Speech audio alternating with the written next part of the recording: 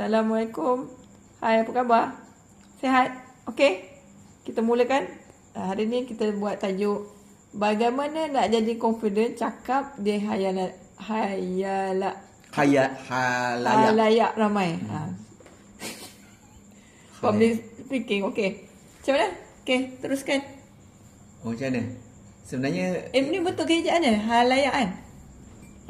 kita cakap pakai mulut orang faham lah, halayak. Betul lah. Okey. Sebenarnya ini antara tajuk yang paling saya minat lah.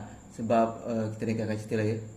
Saya dulu memang suka bercakap depan orang ramai. Dulu masa sekolah menengah kalau Cik Mak pernah perasan lah dulu. Masa tu Masya Allah Tabarakallah masa tu lah. Kalau kat sekolah tu saya antara pelajar yang suka bagi tazkirah dekat surau, kat masjid.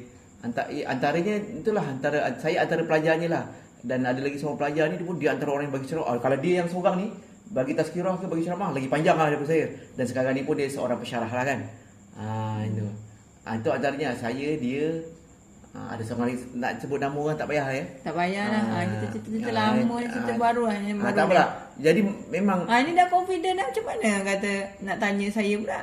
Nampak ini boleh lah. Dekat dalam ni boleh lah confident. Maksud saya ni nak cakap depan orang ramai. Orang ramai nampak jadi nervous. Tak tahu macam gelabah lah. Dulu boleh. Dulu masa sekolah boleh saya cakap je Dulu satu surau tu penuh lelaki perempuan nak confident. Masya Allah Tabarakallah. Memang confident saya tak. Tapi saya tak tahulah dia jadi berkurang. Tapi betul lah orang kata practice make perfect lah. Sebab bila masuk universiti boleh cakap universiti apa? Dah kita dah 40 lebih dah nak universiti apa cerita tak bila saya ni bukan nak cerita ni ada benar kronologi. Bila saya masuk universiti saya masa tu saya dah ada saya punya cikgu dengan pensyarah cakap. Dia kata kan bila kat universiti kan kita selalu presentation, ada pensyarah bagi kita tajuk so presentation. Dia kata kena berlatih ni untuk mahirkan bercakap. Saya fikir macam mana tau? Tak payahlah aku dah terror juga sebab kat sekolah aku dah belajar bercakap. Tapi rupa-rupanya memanglah kita ada bakat di sekolah, tapi kalau kita masuk EU kita berhenti benda tu dia akan jadi bakat tu jadi anu sebab bakat ni kena diasah kan. Betul? Dia ada macam ni walaupun bakat tapi dia ada isi. Kalau kita nak cakap tapi tak ada isi, apa yang kau cakap? Betul lah. Faham tak? Yes, okay. Sebab tu orang kata ting kosong dah. Apa yang awak cakap ni? Sebab tu kadang-kadang kalau saya perasan kan, ada orang ni dia nak cakap tapi dia tak, isi dia tak sampai-sampai. Dia kata sehubungan dengan itu, dengan cara itu, tak sampai-sampai. Dia ayat penghubung je panjang. Antaranya saya banyak saya tengok apa benda ni tak sampai-sampai lagi ni. Dia asyik penghubungnya banyak. Sehubungan dengan itu caranya adalah kita ni. Habis kata apa panjang lebih pada dia punya kata penghubung je ni. Dia punya isi tak ada. Tak masuk-masuk lagi. Tak masuk-masuk. Menunjukkan sini dia ni tengah cari idea. Apa nak cakap ni? Saya faham ni. Dia tengah nak cari idea. Tapi dia confident. Itulah. Tapi tak sampai-sampai lagi. Itulah kata macam buang masa lah. Kita nak dengar apa isi. Faham tak? Macam tu lah. Macam mana? Antaranya yang awak cakap apa? Practice Practice lah saya nak. Practice lah. Yalah betul lah. Practice lah kena cakap. Betul lah. Practice. Betul? Sebab bila masa kat universiti kan saya cakap masa kat sekolah saya confident cakap ke depan kat kelas memang confident sampai kan ustaz-ustaz kalau time saya bagi presentation kat kelas kan memang dinantikan lah. Mungkin sebab boleh lah bila dah confident masa tu boleh buat lawak sikit-sikit. Tapi saya nampak jugalah kadang-kadang nak ceramah ni orang suka buat lawak orang Melayu. Ada cara macam tu. Macam itulah. Itulah cakap. Tapi bila dah masuk kat U tu masa tu saya macam kenapa tak saya macam ni mungkin tak tahulah, mungkin ini pengajaran kat saya lah. Masa tu kan bila kat universiti kan saya cakap tadi pensyarah bagi tugasan, presentation. Masa tu saya macam aku pandang rendah kat presentation ke macam apa. Saya rasa sebab apa awak tak boleh cakap masa you? Sebab isi tak ada. Awak ni tak baca kot. Budak-budak boleh lah nak confident ni. Sebab masa sekolah menengah ni orang tak pandang nak isi. Bukan dia isi tu sebab dia ada pasal agama kita belajar. Okey. Bila masuk U tu subjek dia dah berlainan. Dia bukannya pasal yang agama lagi yang kita selalu buat. Selalu pasal semayang, pasal nasihat, ibu bapa. Itu semua umum. Bila kita masuk universiti ni dia ada subjek yang tertentu. Bila subjek tertentu kalau kita tak ada ilmu tentang tu macam mana kita nak cakap? Maksudnya kena ada ilmu jugalah. Kena ada konteks, kena ada ilmu, baru kita boleh cakap. Kalau kita tak ada ilmu, kita nak cakap apa? Okay. Sebab tu orang kata teh kosong tu, saya cakap teh kosong tu. Kalau nak cakap, kena banyak baca. Kena banyak baca juga? Kena banyak baca. Tengok subjek apa kita nak cakap. Tapi macam mana kalau saya cakap, dulu pernah ada saya punya pensyarah, saya pernah cerita benda ni kat pensyarah saya dulu. Macam mana nak yakin cakap ke depannya, Prof, saya tanya. Antara Prof cakap tu memang dia kata banyak baca, sebab dia kata orang yang tak yakin nak cakap ke depan ni, sebab dia tak ada pengetahuan. Jadi caranya salah satu memang membaca lah. Pernah juga saya try, tak tahu apa yang salah dengan saya baca. Itu pun kadang macam tak apa jadi juga. Ada tak saya try baca bidang, tapi tak tahulah, mungkin baca tak meluas ke bacaan saya masa tu ke apa, saya tak tahulah. Yalah tu sebab tu saya kadang-kadang saya ajak awak, saya kata jom kita bincang satu saja. Contoh, kalau kita kata kucing, okey, kita cerita pasal kucing ni. Itulah macam tu lah caranya. Sebab tu yang awak cakap tadi, nak cerita pasal, contoh macam nak cerita pasal Venezuela, awak kata tadi. Awak suruh saya baca tu. Saya suruh, jangan saya harapkan saya je yang cari, lepas tu saya cerita kat awak, lepas tu awak kena suap je, tak boleh, awak kena cari. Macam tu lah. Faham. Macam tu, kita kena ada ilmu sendiri. Sebab tu lah kadang-kadang kita, macam tu lah orang kita dengar kan. Kalau orang ni dia ilmu ni macam mana? Faham tak? Kadang-kadang kita boleh tahu orang ni cara dia bercakap. Kita boleh kenal orang tu kadang-kadang dengan cara dia bercakap, cara penulisan dia. Kita tahu lah dia siapa. Ada beza tak membaca buku dengan, kalau zaman sekarang ni orang tengok YouTube semua kan? Kalau tengok itu boleh menambah ilmu tak? Kalau tengok YouTube, video yang maksudnya video yang pasal perkenaan, ilmu jugalah video tu, tapi YouTube lah. Tak ada masalah. Itu pun boleh lah. Boleh lah. Tengoklah, kita tengok apa. Kadang-kadang macam ni lah media masa ni atau internet ni, kita cari apa? Kalau kita cari ilmu, dapatlah ilmu. Kalau kita cari benda merepek, dapatlah merepek. Kalau kita cari hiburan, dapatlah hiburan. Apa yang kita cari? Bergantung pada kita lah. Sebab meluas kan. Kalau kita scroll je tanpa halu tuju pun, lepas tu jam lah otaknya jadi brain road. Blank. Tak apa benda dia kata otak longkang ke benda-benda.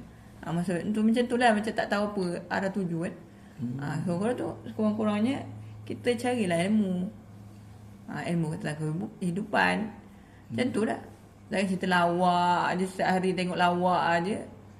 Jadi macam, lawak lah yang keluar. Lawak je lah. Hidup kau ni tak nak macam lawak je ke macam mana?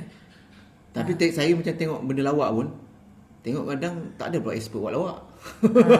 Maksudnya kita kadang-kadang kita ni tengok tu untuk bertujuan lah macam saya niat lah. Tengok niat lah.